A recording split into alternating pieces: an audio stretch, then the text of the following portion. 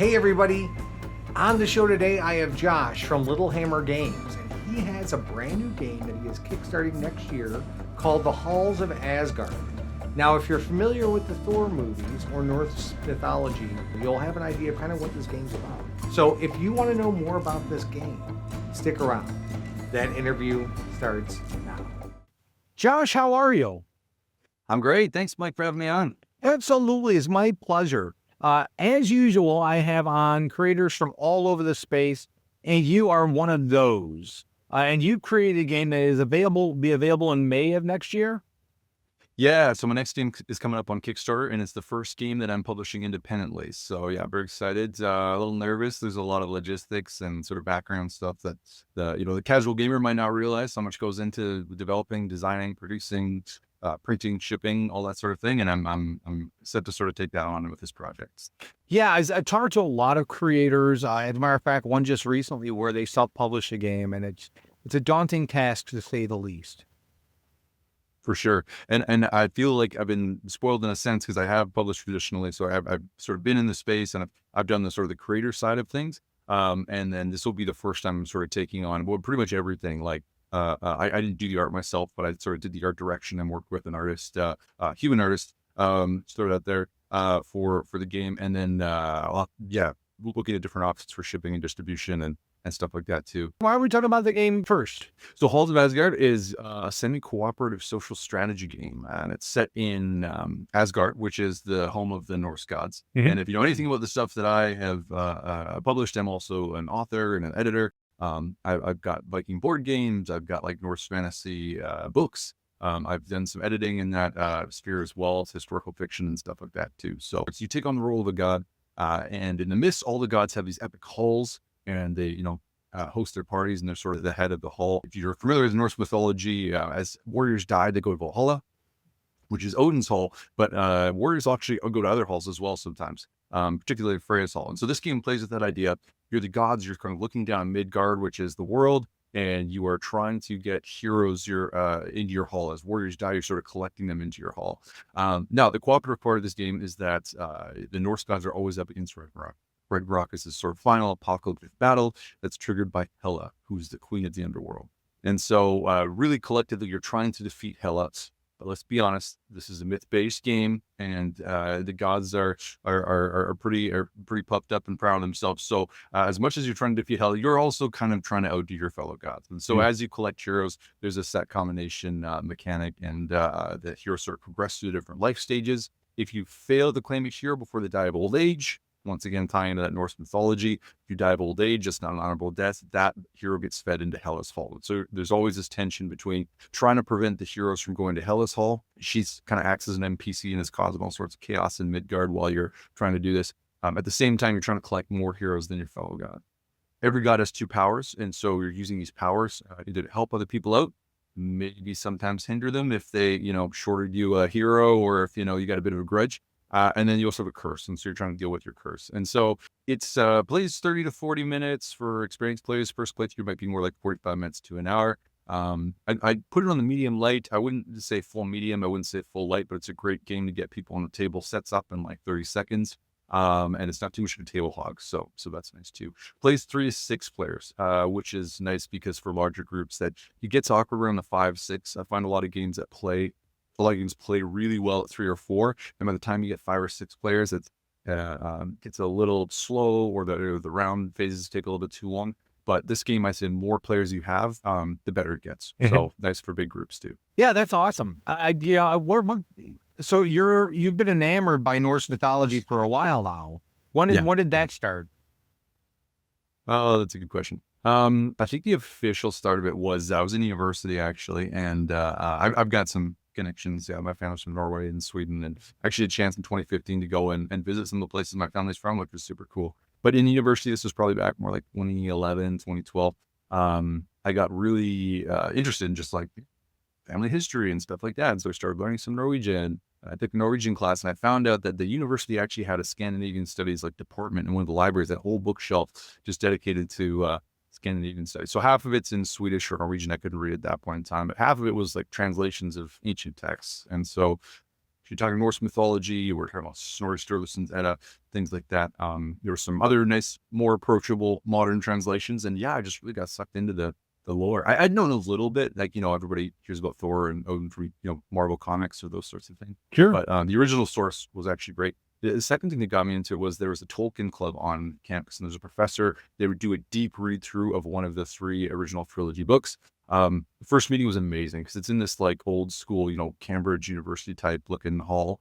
And the leader of the group stands up on the table and starts to recite the whole Bilbo speech at like Bilbo's party, right? Like I knew I was in the right place, like right at that moment. But they had mentioned too, Tolkien was not an author during his life. That was one of his main gigs. He wrote books, but he was a professor of linguistics, and he was really focused on a lot of the same myths, like these Norse myths, this stuff coming out of Iceland, Scandinavia, as well as, like the Danish saga, like Beowulf, right, and some old English literature. And so that I kind of came through those 2 routes, and I don't know, something about it. I still can't really tangibly explain what it was, but I couldn't get enough of it. So I just, for 2 or 3 years, I just read and read and read as much as I could. I felt my brain was going to explode. And then, yeah, some of these creative projects started spilling out of this. So I've got a Norse fantasy trilogy. A lot of people call it Tolkien-esque. That wasn't my original idea, but it is drawing from a lot of the same sources, right? So trolls, elves, dwarves, all that is coming out of Norse mythology, and Tolkien's drawing on that really heavily. If you read Tolkien and then you go back and read the Norse myths, you see where he gets a lot of those elements from. He does his own sort of adaptation of it. My goal was to do something a little closer to the original Norse myths, and that was really fun. So that's a trilogy that's up through a publisher in Toronto. And then I published a game. It's a historical fiction set in Iceland called All Thinking One Will Rise. And so it's for 2 to 4 players. It was a game that was published, I want to say 2019 now. And there's a expansion for that one too called Saga Gears up through Outland Entertainment. They're based in Kansas. And so those 2 sort of things sort of spawned this sort of creative career that I've been exploring now. And Halls of Asgard sort of marks the first project where, I've done bits of things. Like I've written the story, designed the game. I helped to run a few Kickstarter campaigns. I actually got to work with another creator called Ian Sharp, who runs the Viking-verse. It's there's an RPG, there's a game, there's a book series. He's kind of doing a similar thing that way. And a professor from the University of Iceland named Arngrimur Vidalin. We did like humorous sort of like old Norse phrase book. And so that really got me going on Kickstarter. Right? Like, how do these things work? They kind of brought me on. I was sort of like the guy bringing people coffees, online, metaphorically to speak that way. And then I've done several Kickstarters myself for that. So all those experiences sort of like have come together, and I feel like now I've got enough of a basis to try to do my own thing, because it, as amazing as it is to work with publishers, and I've had overall a great experience with both publishers I've worked with, it is really challenging. There's lots of people trying to do this thing.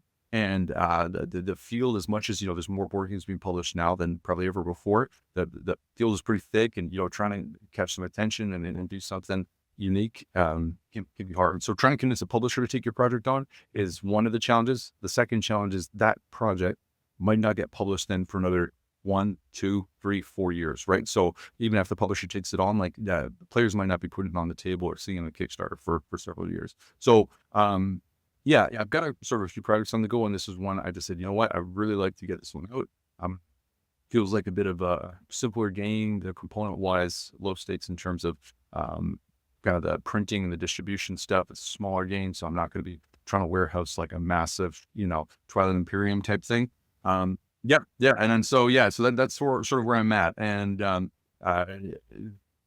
getting out there and talking to folks, going to some conventions. I'm lined up to do a few conventions in a week or two. I'm going to Crowdfund BC, which is based off of Crowdfund that happens in Salt Lake City there. That's sort of, we're doing our Canadian version of it up here.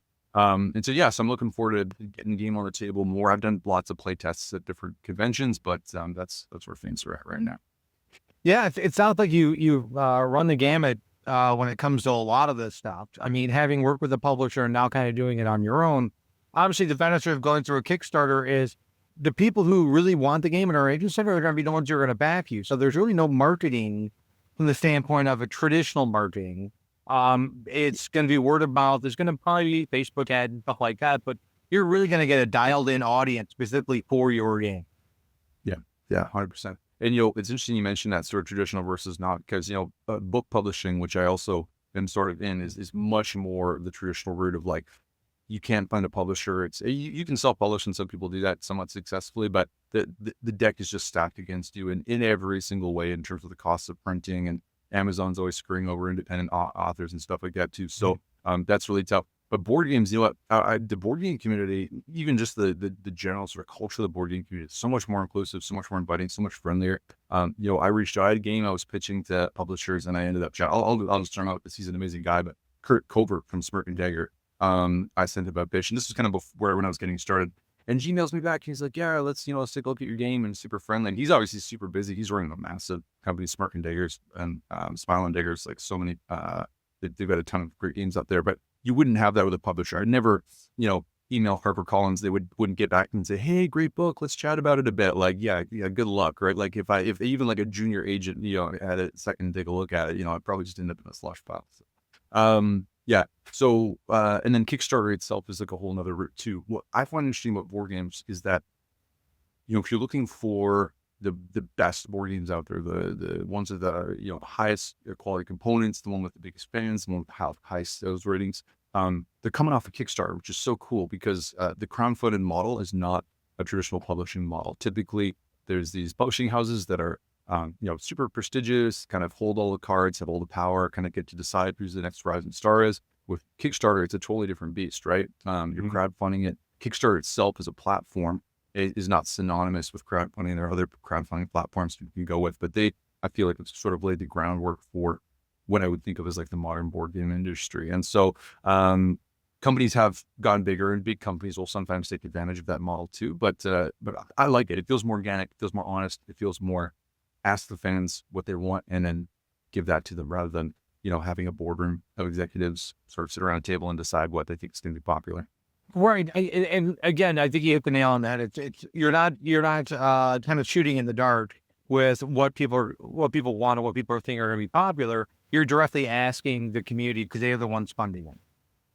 And that is the reason why there's one of my favorite games of all time came off Kickstarter. It's called Dice Miner. And it's the game is awesome. The gameplay is awesome. It was the best $50 I ever spent on a game. We play it all the time. Yeah. And I've gone to traditional brick and mortar places where you have big box publishers and pick up a game. I have one back here on the shelf that I won't name, that we opened it up, looked at it, read through the rules, which were horribly written, put it back in the box, and that was $90 I'm never going to get back.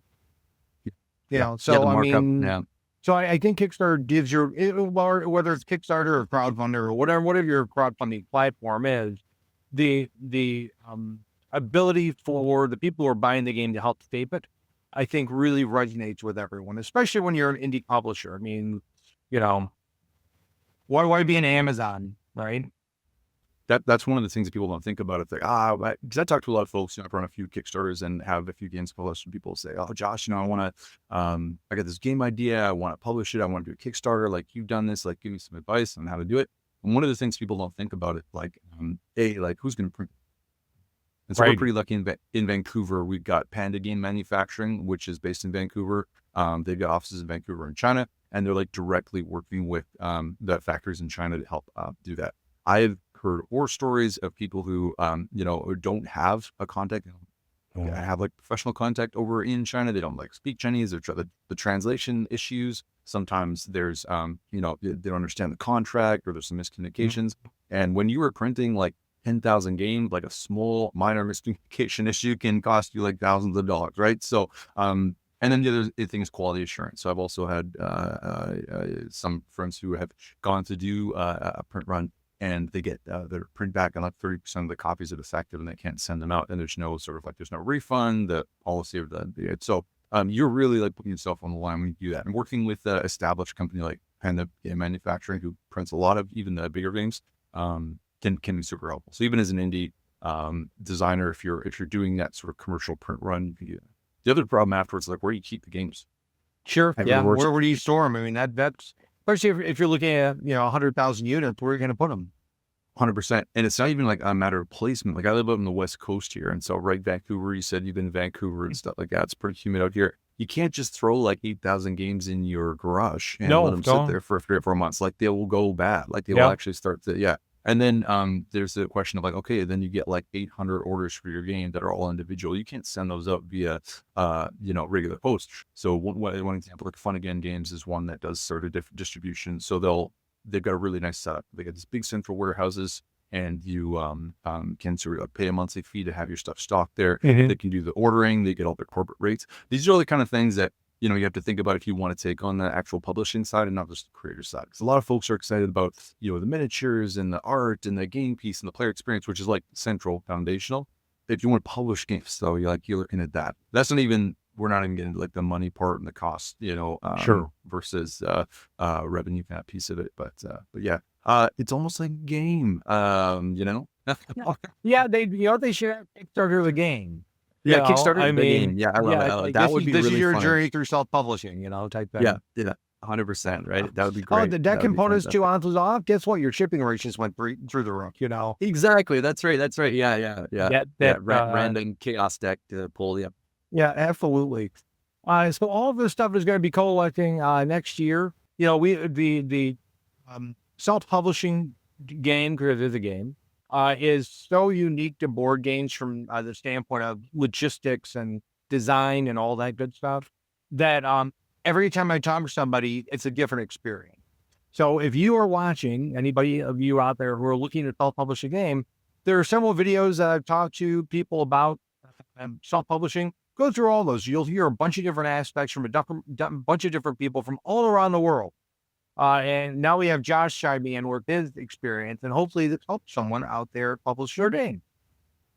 Fantastic. Yeah, and if folks have questions, I'm always happy to I love meeting up with people at conventions. People shoot me emails sometimes. So yeah, feel free to check out my website and or reach out to me through socials. And board gaming really is a community, and so that's one of the things I appreciate about it. And you talk about the resurgence of board games. I think board games. I mean, this is just me as a designer. Obviously, I have my own biases, but and I love board games and playing them myself. But I feel like board games are playing like socially a really important role right now in terms of giving people like a physical space to actually meet. I think one of the challenges of people being online so much and getting less exposure to it is like look up all the research in terms of like the way kids are spending their time and how people are anxious about social situations. And one of the problems is we don't get a lot of practice in social situations, which leads to a lot of anxiety, which means people are not feeling as comfortable or they don't want to put themselves out there. It's so much easier just to sort of turtle up and shell up and stay at home and not go out. But what board games do is they offer a physical space with a pre-built set of interaction instructions. So you don't actually have to like know how to start a conversation. I guess you can come to the board game table and it's just that spark that gets things started, right? Yeah. And I think a lot of really deep and meaningful friendships get born out of board game groups or role-playing game groups, that sort of thing. And as much as I think board games are fun and they're a leisure activity and it's sort of a creative outlet, for me, I do think there's like actually a really important sort of social piece that board games are playing right now, just given our modern context. No, I agree. I mean, especially coming out of COVID, you had a lot of young people who were kind of confined to the house for a year, and there was a little bit of regression socially. And so being able to get back together healthily and play a game, I think it's a great way to A, make friendships, and B, just have a really good time and socially interact. So I agree with you 1,000%. I feel like it's a great way to spend some time. Yeah. Well, I appreciate you coming out and talking to me. I will have links down below to everything, so that way they can find you and find your games. And I look forward to your Kickstarter next year, and I will be clicking that button to buy the game because I like Norse mythology too. So, Fantastic. Yeah, that's an easy sell. So that's great. Thank you so much, Mike. Appreciate having me on. thanks, no problem.